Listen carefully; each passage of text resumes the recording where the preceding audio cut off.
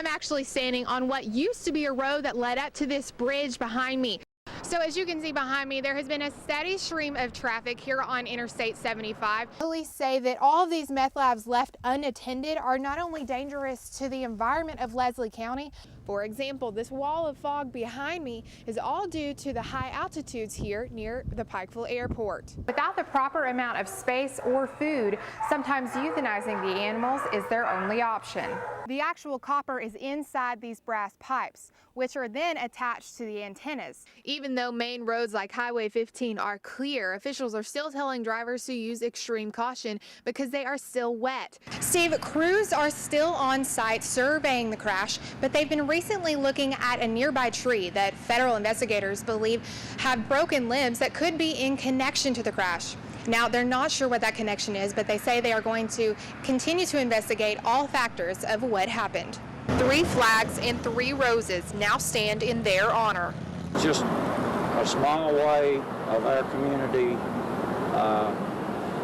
saying how much we appreciate our evac team. Police say pilot Eddie Sizemore, flight paramedic Herman Lee Dobbs, and flight nurse Jesse Jones died when the chopper exploded on impact. Come down here as soon as the lights went out and saw the fire up there in the parking lot from as soon as I come across the hill here.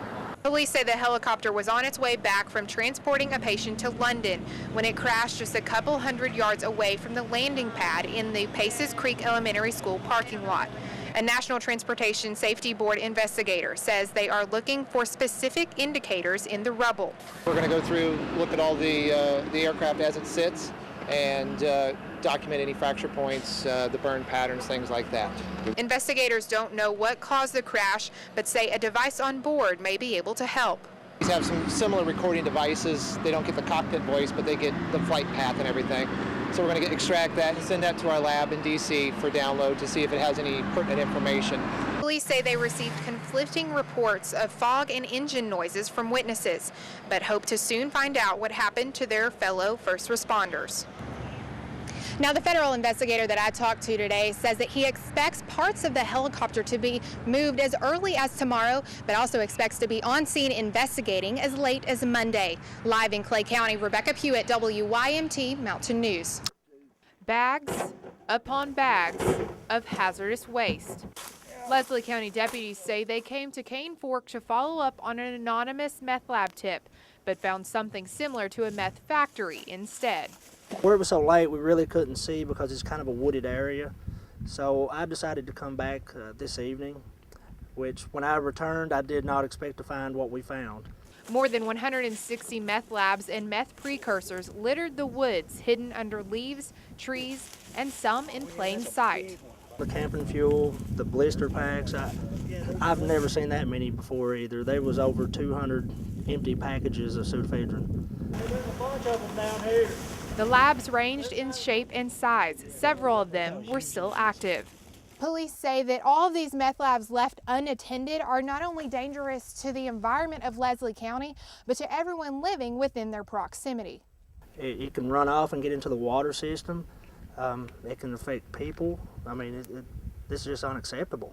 Deputies say they have made meth busts in the area before, but the magnitude of Saturday's find will bring about extra enforcement. After finding this, we're going to step up patrol in the area. We're going to do surveillance, putting this wooded factory out of production. Bart Hauk and Joanna Swanson walk anywhere between 6 to 8 hours a day. We usually aren't on the trail before 9 o'clock or so. When it's warmer, maybe we'll get out a little earlier. And then we walk. They have come nearly 500 miles since they started the Great Eastern Trail in Alabama, and they plan to keep going until it ends in New York. But by the end of each day, they're ready for a little food and rest. This time of year, it's awesome to go backpacking because you can bring any food you want. Nothing's going to go bad. You've got a refrigerator 24/7. Which keeps everything else cold as well. Here's my hat that I usually wear, but it froze solid. If they brave the cold long enough to finish the trail, Bart and Joanna will be the first to ever fully complete it. But that means they have to figure it out as they hike. Because the Great Eastern Trail is still somewhat new, they say they've done quite a bit of road hiking in order to connect parts of the trail, sometimes even onto people's personal property. Private property can be an issue. We end up going a few more miles than we want to sometimes to get to a safe place to camp. But the extra steps have brought them that much closer. It's a trail that's been